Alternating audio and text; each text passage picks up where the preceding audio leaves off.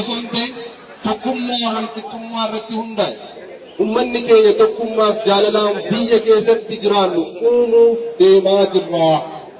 Biyyi yoo tokkoomne yoo waliin jaallanne yoo waliin hin galle guddachuu hin danda'u. Fakkeenya tokko isiniin kaasa. Bunni asii Jimmaa ba'u hanga Finfinnee ga'utti saba lama keessa ba'a. Saba Yam keessan ba'a. Buraakee keessan ba'a. Hanga dhaqee immoo ekspoort ta'ee biyya alaa ga'utti Affaar keessa ba'a. Deemee Jibuutii keessa ba'a jecha. Ummanni kun yoo waliin jaallan yoo tokkummaan qaban bunni keenya asii bahee hin deemu jecha. Tokkummaa jechuun isa kanaa jecha. Ida'amuu jechuun isa kanaa jecha.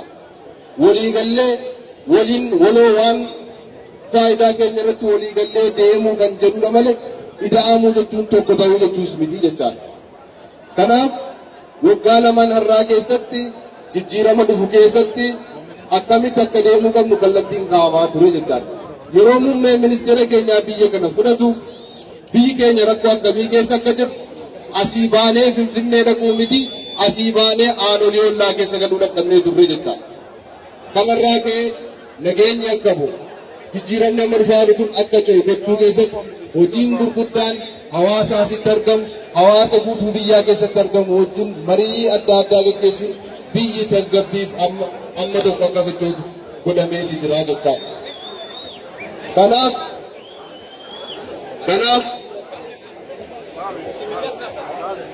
karoorri waggaa lama dura sana bahee ture har'as hojiirra oolee biyyi keenya nagaa jalqabdee jirti jechaadha. Kana bira dhaabbachuun gahee hunda keenya akka ta'u ummanni kun hawaasni kun hubachuun baay'ee murteessaadha jechaadha. Karaa biraatiin dirree dimookiraasii bal'isuu qaamoleen obbolowwan keenya biyya alaa yeroo adda addaa qabsoo irra turan sun nagaan gara biyyaa galanii ajandaa qabanu waan qabanu hawaasatti karaa nagaan diriirsanii yoo filataman mootummaa hundeeffachuu akka danda'an karaa dimookiraatawaa ta'een socho'uu akka qabanu kallattii kaa'amee dirree dimookiraasii bal'ateen obbolowwan keenya biyya alaa turan kaan kan bosona keessa turan hundinuu gara biyyaa galanii gara biyyaa seenuudhaan qabsoo karaa nagaa akka godhamu haalli mijaa'ee jira jechaadha. Kana yeroo jennu qabsoon godhamu hundi isaatuyyuu heeraaf seera biyyattii qofa eegee socho'uu qabaa jechaadha. Haa ta'uuti malee taateen amma bakka garaa garaatti mul'ataa jiru yeroo laallu seera cabsuu jeequmsaaf nama kakaasuu bakka garaa garaatti arrabsoodhaa fi waan yaada hin taane uumuudhaan ummata gara hin taanetti geessuudhaaf hojiin hojjetamaa jiru hojii guddaadha jechaadha. Isa kana keessatti ummanni keenya tokkummaadhaan dhaabbatu jechuu danda'uu qabaa jechaadha. Yeroo baay'ee wanti nuti fagootti ilaallu yoo qabsoofne hin sirreessine boru dhufee mana keenya keessa seenuu danda'a jechaadha. Kanarraa kaane qeerroowwan keenya qarreen keenya kana booda jirraa jirtuudhaan nama sossobuun hin ta'uu jechaadha. Dargaggoon qeerroon keenya kana booda hojii qabatamaa barbaada. Yaada qabatamaa barbaada. Seenaa kaleessa ittiin nama boosisaa turan har'as deebisanii boosisanii biyya keenya nageenya boorisuun hin danda'amu. Kana gochuu keessatti immoo tokkummaa waliin dhaabbatanii socho'uun baay'ee murteessaadha jechaadha. Kanarraa ka'ee bakka garaa garaatti maqaa duula nageenyaatiin sochiin gaggeeffamaa jiru kunis keessoo isaa yeroo laattan keessoo jeequmsaaf qopheessuu waan fakkaatu ni mul'ata qabatamaadhaan jechaadha. Fakkeenya kaasuudhaaf bakka garaa garaatti duulli gaggeeffamaa jiru kun duula yaada irratti hundaa'e duula tarsiimoo irratti hundaa'e osoo hin ta'in duula jeequmsaaf dargaggoodhaaf bakka garaa garaatti taasifamuu akka ta'e qabatamaadhaan wanti mul'isuun ni mul'ata jechaadha. Kanaaf hawaasni keenya bakka hunda jiru tokkummaadhaan jaalalaan dhimmoonni akkasii kun dhaabbachuu akka qaban paartileen mormaa ta'anillee karaa tokkummaatiin akka socho'uu qaban sirriitti ifatti itti ibsuun baay'ee murteessaadha jechaadha. Karaa biraatiin paartiin badhaadhina akkuma amma Sheikh Ahmad dubbatanii ka'an akka amantaatti zamana booddee kana yaadni bakka garaa garaa dhaabbatu yoo dhufe hiriira deeggarsaa ministeera muummee Dr. Abiy Ahmediif istaadiyeemii guddicha magaalaa Jimmaatti godhame kana fakkaata jechuudha.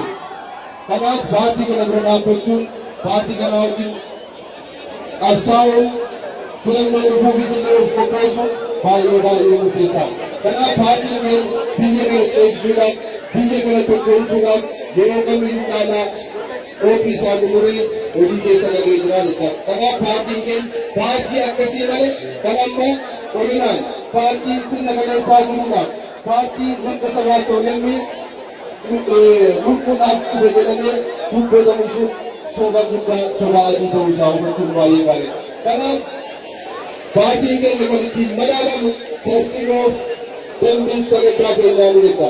Dambiif sagantaa keenya irratti ifatti kaa'amee jira.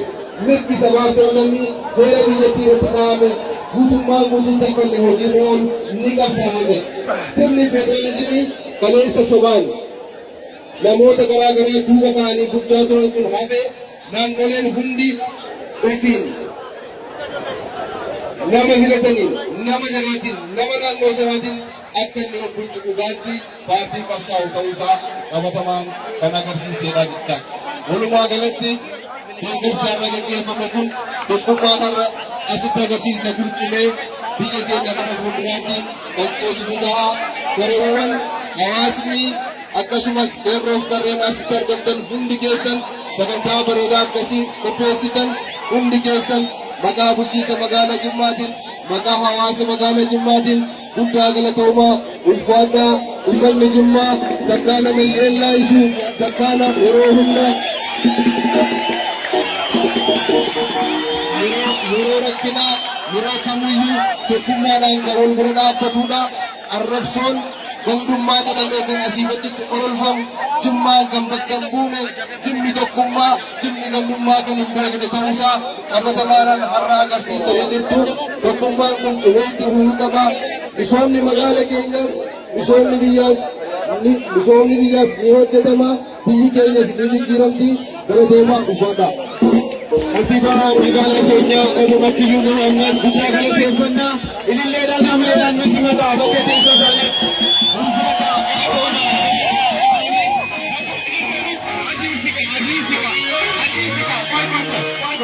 Bakka keessa qabataa boondiin amma sirbaatti simboo sabaatti ati siqataa fi warri keessa taa'aala. Abdi. Namni komiidha muka lafaan jiru qabu daa'imman tokkummaa keenya jaalala qabnu gadi baanee tokkummaa keenya ummata keenya saba keenya bukkee dhaabachuu keenya sagantaan kun sagantaa addaa hiriira deeggarsaa ministeera muummee Dr. Abiy Ahmediif godhamaa jirudha magaalaa Jimmaa.